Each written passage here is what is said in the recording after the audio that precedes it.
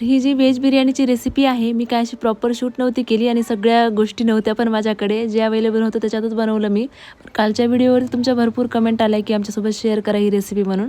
So त्याच्यामुळे share करते. Basmati rice फक्त नॉर्मल मीठ आणि लिंबू टाकून ते शिजवत ठेवले. त्याच्यानंतर पनीर जे आहे थोडंसं फ्राय करून घेतलं. तर भाज्यांमध्ये बटाटा, गाजर आणि फुलगोबी होती. पण घाईघाईमध्ये रात्री स्वयंपाकाला उशीर झाला तर फुलगोबी विसरून राहिली. तरी म्हणत होती की काहीतरी विसरल्यासारखं वाटतंय.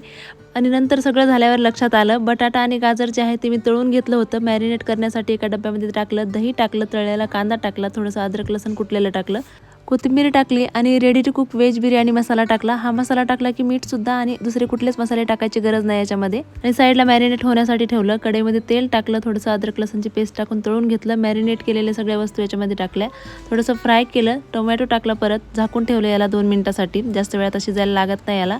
त्याच्यानंतर तळलेलं पनीर टाकलं, कांदा टाकला, कोथिंबीर टाकली, एक राईसची लेअर दिली त्याच्यावरती आणि परत एकदा तळलेला कांदा आणि कोथिंबीर टाकून 2 मिनिटासाठी झाकून ठेवलं आणि मस्त अशी बिर्याणी बनवून तयार होती.